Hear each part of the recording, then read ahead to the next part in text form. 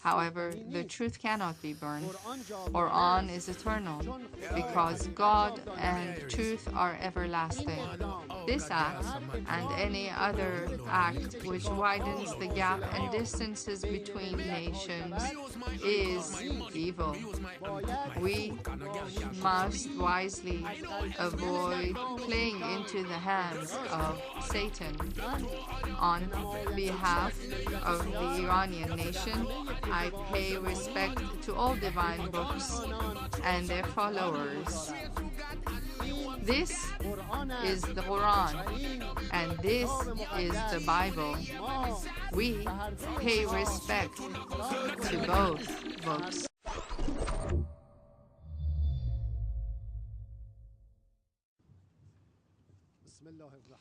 In the name of God, the compassionate, the merciful. All praise be to Allah, the Lord of the universe, and peace and blessing be upon our Master and Prophet Muhammad and his pure household and his noble companions and all divine messengers. O God, hasten the arrival of Imam al-Mahdi and grant him good health and victory, and make us his followers and those who attest to his rightfulness. Mr. President, dear colleagues, ladies and gentlemen, I am grateful to the Almighty God who has granted me the opportunity to appear before this World Assembly once again. I wish to begin by commemorating those who lost their lives in the horrible flood in Pakistan and express my heartfelt sympathy with the families who lost their loved ones, as well as with the people and the government of Pakistan. I urge everyone to assist their fellow men and women as a humane duty. Allow me to thank His Excellency Mr. Ali Abdussalam Tareki, the President of the 64th session of the United Nations General Assembly, for all his efforts during his tenure. And I would also like to congratulate Mr. Joseph Dace, the President of the 65th session of the United Nations General Assembly, and wish him all success. Dear colleagues, in past years, I spoke to you about some hopes and concerns. Some concerns involve the crisis in families, the security challenge, disrespect for human dignity, the deterioration of world economy, climate change, and disregard for human aspirations to achieve justice and lasting peace. After about 100 years of domination, the capitalist system and existing world order are unable to provide appropriate solutions to the problems that society faces. Thus, their demise has arrived. Therefore, I shall try to examine several causes for their failure and picture features for an ideal order. The first cause relates to our attitudes and beliefs. As you are well aware, divine prophets had the mission to invite everyone to monotheism, to love and justice, and to show mankind the path to prosperity. They invite men to contemplation and to seek knowledge in order to better appreciate the truth and to refrain from atheism and egoism. The essence of the message of prophets is one and the same. Every messenger has endorsed the messenger before him and given glad tidings about the next prophet to come, who presented a more complete version of the religion in accordance with man's capacity at the time. This trend continued until the last messenger of God, who presented the perfection of an all-inclusive religion.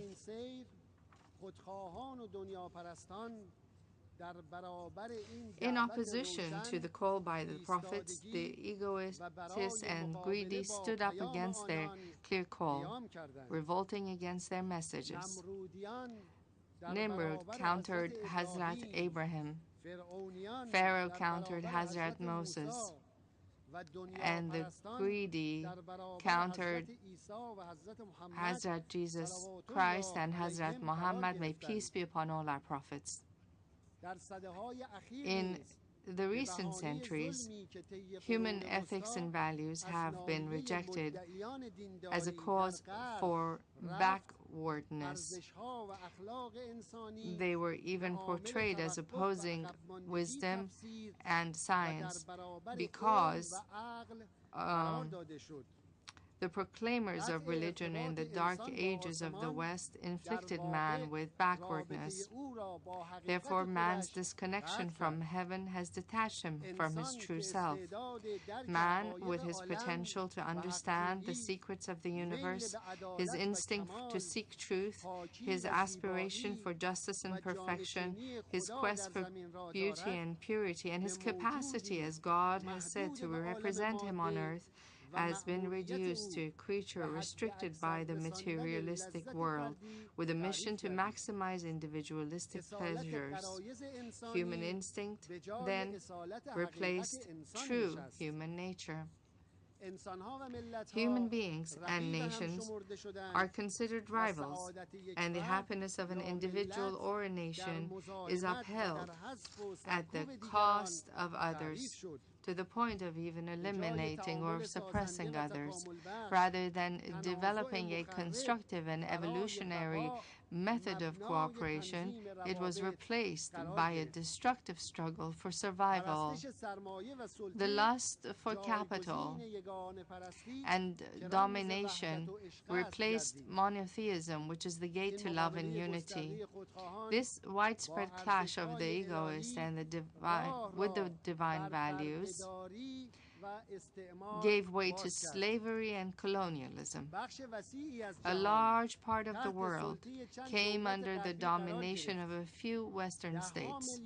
Tens of millions of people were taken to slavery, and tens of millions of families were shattered. As a result, all the resources, the rights, and the cultures of the colonized nations were plundered.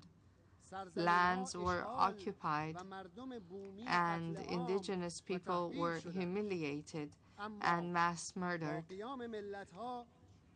Yet nations rose up. Colonialism was alienated, and the independence of nations was recognized. Thus, the hope for respect, prosperity, and security was revived amongst nations. In the beginning of the past century, beautiful mottos of freedom, human rights, and democracy created hopes for healing the deep wounds of the past. Today, however, not only those dreams are not realized, but memories, even at times more bitter than before, have been recorded in our history. As a result of the two world wars, the occupation of Palestine, the Korean and the Vietnam Wars, the Iraq war against Iran, the occupation of Afghanistan and Iraq, as well as many wars in Africa, hundreds of millions of people were killed, wounded, or displaced. Terrorism, illicit drug production, poverty, and the social gaps have increased. The dictatorial and coup d'etat governments in Latin America committed unprecedented crimes with the support of the West. Instead of disarmament, the proliferation and stockpiling of nuclear, biological, and chemical weapons expanded, placing the world under a larger threat.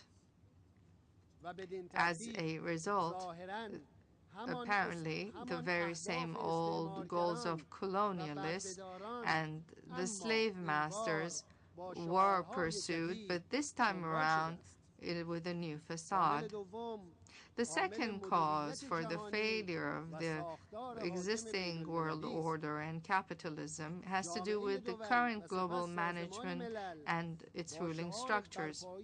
The League of Nations and after that the United Nations were established with the promise to bring about peace, security, and the realization of human rights. which in fact meant a global management. One can analyze the current system of governance of world affairs by examining three events. The first is the event of the 11th September 2001, which has indeed affected the entire world for almost a decade. We recall that at the time, suddenly, the news of an attack on the Twin Towers was broadcast, using numerous footages of the incident. Almost all governments and known figures that mattered strongly condemned this incident. But then a propaganda machine came into full force. It was implied that the whole world was now exposed to a huge danger, namely that of terrorism, and that the only way to save the world would be to deploy forces into Afghanistan.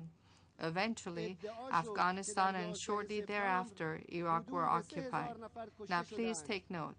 It was said that some 3,000 people were killed on September 11, for which we are all very saddened.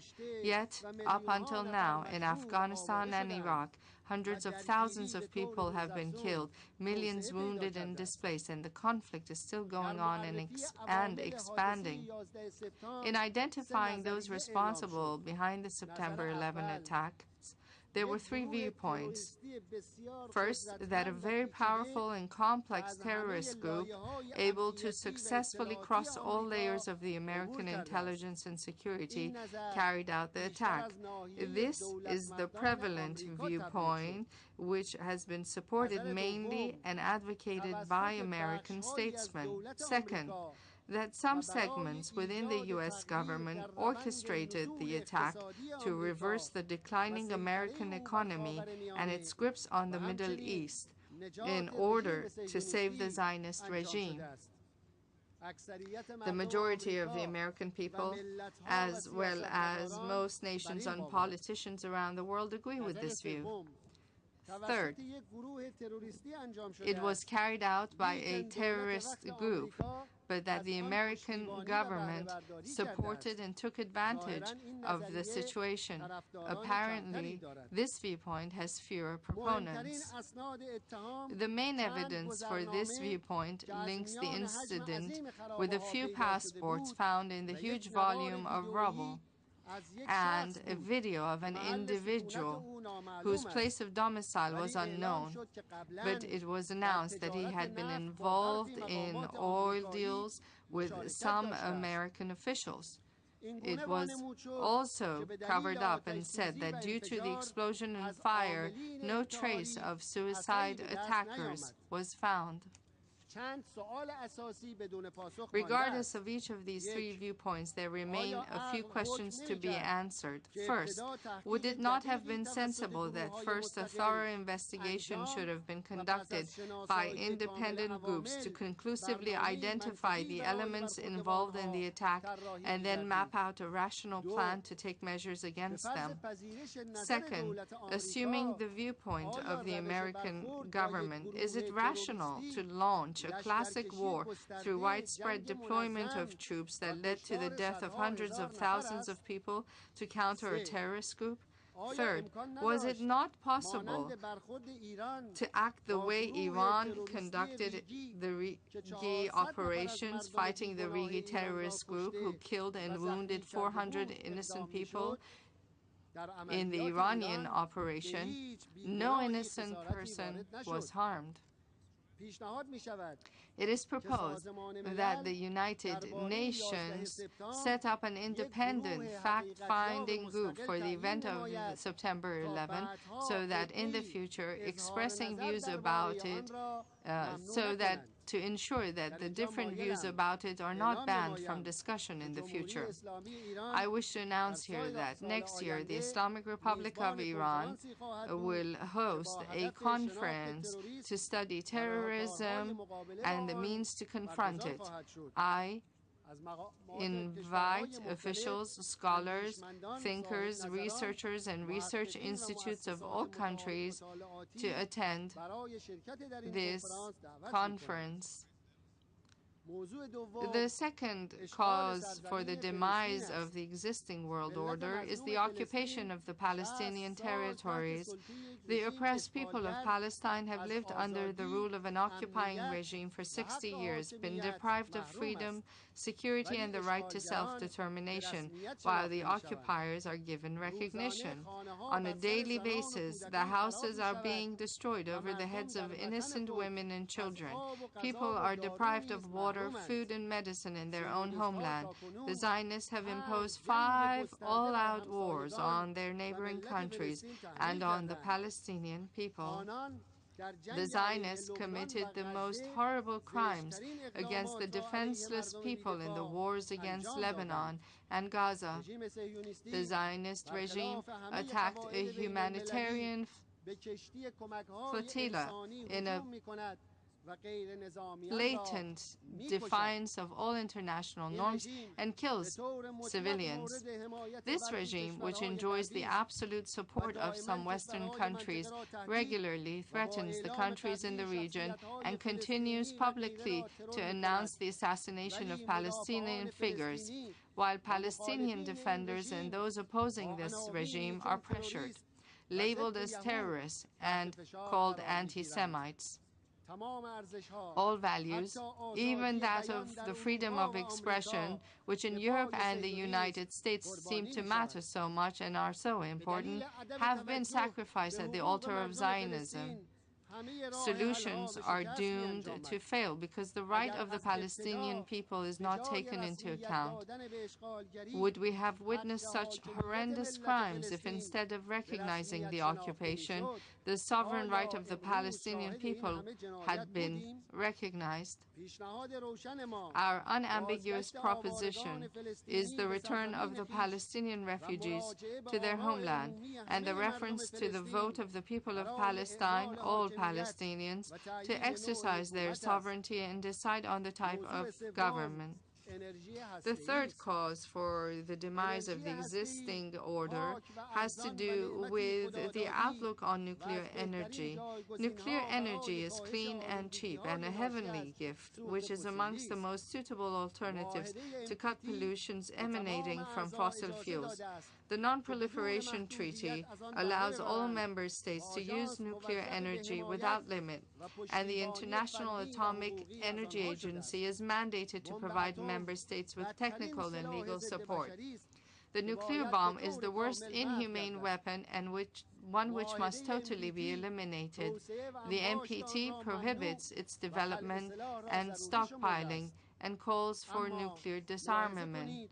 Nonetheless, please note that some of the permanent members of the Security Council and nuclear powers, i.e. those who hold the nuclear bomb, have resorted to a measure.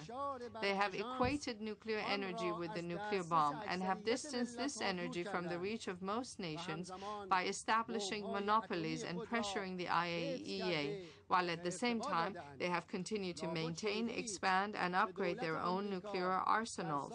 You may have heard that in the current year, the United States administration has asked for $80 billion to upkeep its nuclear bombs alone. This has entailed the following. Not only the nuclear disarmament has not been realized, but also nuclear bombs have been proliferated in some regions, including by the occupying and intimidating Zionist regime. I would like here to propose that the year 2011 be proclaimed the year of nuclear disarmament and nuclear energy for all, nuclear weapons for none. In all these cases, of course, I admit that the United Nations has been unable to take any effective course of action that has been viable or meaningfully viable. Unfortunately, in the decade proclaimed by it as the International Decade for the Culture of Peace, for example, hundreds of thousands were killed and injured as a result of war, aggression and occupation, and hostilities and antagonism having increased. Ladies and gentlemen, very recently the world witnessed an abhorrent and inhumane act of burning the Holy Quran. The Holy Quran is the divine book and the eternal miracle of the Prophet of Islam. It calls for worshipping the one God, justice, compassion toward people, development and progress, reflection and thought, defense of the oppressed and resistance against oppressors, and it names with respect the previous messengers of God, like Noah, Abraham, Isaac, Joseph, Moses, and Jesus Christ, may peace be upon all the prophets, and endorses them. They burned the Quran to burn all these truths and good judgments. However, the truth cannot be burned.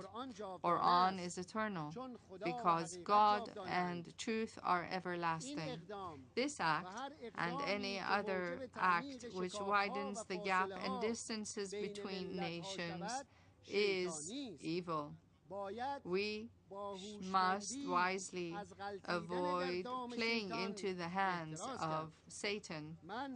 On behalf of the Iranian nation, I pay respect to all divine books and their followers. This is the Quran, and this is the Bible. We pay respect to both books, as both are dear to us. Dear friends, esteemed friends, for years, the inefficiency of capitalism and the existing world management structures have been exposed enough for us to understand what they mean. And the majority of states and people have begun a quest for fundamental changes and for allow justice in global relations to prevail. The cause for the United Nations ineptitude is its unjust structure. Major powers have monopolized the Security Council due to their veto privilege and sidelined the General Assembly, which is the main pillar of the organization. In the past several decades, at least one of the permanent members of the Security Council has always been a party to a conflict. When both the judge and the defender or prosecutor and the defender are on the same side of the conflict, how can you expect justice? They feel immune as a result of the aggressions due to the structure of the United Nations. For example, if Iran enjoyed the veto privilege, would the Security Council and the IAEA Director General have taken the same position on its nuclear issue as they have today? Dear friends, the United Nations is the key center for coordinating common global management. Its structure needs to be reformed in a manner that all independent states and nations are able to participate in the global governance and actively and constructively. The veto privilege should be revoked, and the General Assembly should be the highest body, and the Secretary General should be the most independent official, and all his positions and activities should be taken with approval of the General Assembly and should be directed towards promoting justice and eliminating discrimination in the world order. The Secretary General should not come under pressure from powers and or the country hosting the organization, that is the United Nations, for stating the truth and administering justice. It is proposed that the General Assembly hold within a year and in the framework of an extraordinary session finalize the reformation of this body's structure, the United Nations structure, that is. The Islamic Republic of Iran has clear proposals in this regard and suggestions and stands ready to participate actively and constructively in the process. Ladies and gentlemen, I announce clearly that the occupation of other countries under the pretext of freedom and democracy is an unforgivable crime. The world needs the logic of compassion and justice and inclusive participation instead of the logic of force, domination, unilateralism, war, and humiliation. The world needs to be governed by virtuous people like the divine prophets. The two vast geographical spheres, namely Africa and Latin America, have gone through historic developments during the past decade that have altered their fates. The new approaches in these two continents, which are based on increasing level of integration and unity, as well as on localizing the growth and development models, have borne considerable fruit to the people of those regions. The awareness and wisdom of the leaders of these two continents has overcome the regional problems and crises without and free of the domineering interference of non-regional powers. The Islamic Republic of Iran has expanded its relations with Latin America and Africa in all aspects in recent years. And about the glorious Iran. The Tehran Declaration was a hugely constructive step in confidence-building efforts, which was made possible through the admirable goodwill by the governments of Brazil and Turkey, along with the close and sincere and honest cooperation of the Iranian government. Although the declaration received inappropriate reactions by some Western powers, and was followed by an unlawful resolution, it still holds valid. We have observed the regulations of the IAEA more than our commitments, yet we have never submitted to illegally impose pressures, nor will we ever do so. It has been said that they seek to pressure Iran into a dialogue. Well, firstly, Iran has always been ready for a dialogue based on respect and justice. Secondly, the methods based on disrespecting nations have long become ineffective. Those who have used intimidation and sanctions in response to the clear logic of the Iranian nation are in real terms destroying the remaining credibility of the Security Council and the trust of nations for this body, proving once and again how unjust is the function of the Council. When they threaten a great nation, a great people such as Iran, which is known throughout history for its scientists, poets, artists, and philosophers, and whose culture and civilization is synonymous to purity, submission to God, and seeking justice, how can they ever expect that other nations have confidence in them? My friends, it goes without saying that domineering methods in managing the world, and namely capitalism, have failed. Not only has the era of slavery and colonialism and domineering the world passed, the path to the revival of old empires are now blocked as well. We have announced that we stand ready for a serious and free debate with the American statesmen to express our transparent views on issues of importance to the world in this very venue. It is proposed right here that in order to have a constructive dialogue, an annual free debate be organized within the General Assembly. In conclusion, dear colleagues and friends, the Iranian nation and the majority of the world's nations and governments are opposed to the current discriminatory management of the world. This inhumane nature of management has put it at a dead end and requires a major overhaul. Reforming the world's affairs and bringing about tranquility and prosperity requires the participation of all, pure thought, and the divine and human management that we have been given. We are all of the idea and view that justice is the basic element for peace, durable security, and the spread of love among peoples and nations. It is in justice that mankind seeks the realization of his aspirations, rights, and dignity, since he is weary of oppression, humiliation, and ill treatment. The true nature of mankind is manifested in the love for other fellow humans and the love for all good in the world.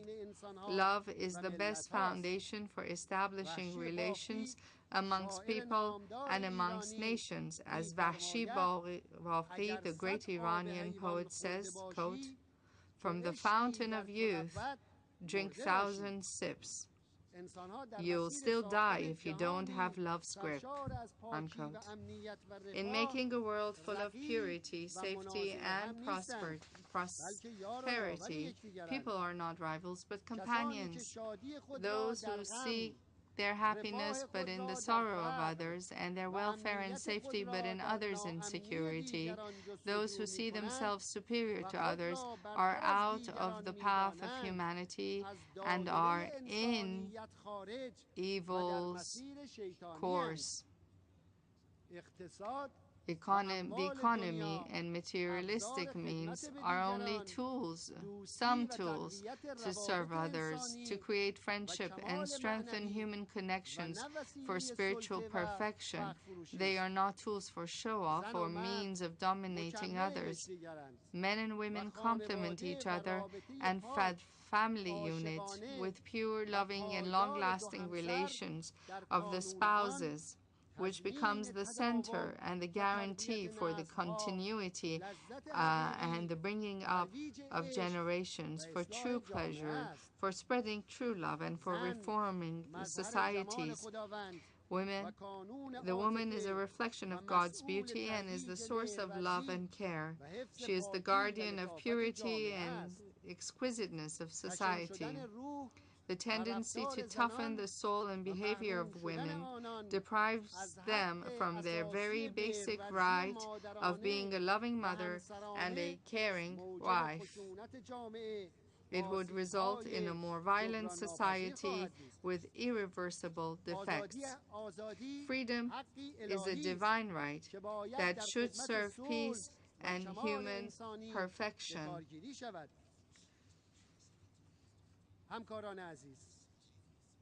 Dear colleagues, pure thoughts and the will of the righteous are keys to the gates of a pure life full of hope, liveliness, and beauty. This is the promise of God that the earth will be inherited by the pure and the righteous, and the people free from selfishness will take up the management of the world. Then there will be no trace of sorrow, discrimination, poverty, insecurity, and aggression. The time for true happiness and for the blossoming of the true nature of humankind, the way God has intended, will arrive. All those seeking justice and all the free spirits have been waiting for this moment and have been promised such glorious times. The complete human, the true servant of God and the true friend of mankind, whose father was from the generation of the beloved Prophet of Islam and whose mother was from the true believers of the Jesus Christ, shall wait along with Jesus, the Son of Mary, and the other righteous to appear on those brilliant days and assist humanity in welcoming them. We should join ranks and seek justice as would be befitting of men. Praise to love and worship. Praise to justice and freedom. Praise to the true humanity, the complete human, true companion of humankind, and peace be upon you and all the righteous and the pure. Wassalamu alaikum wa rahmatullah. Thank you very much.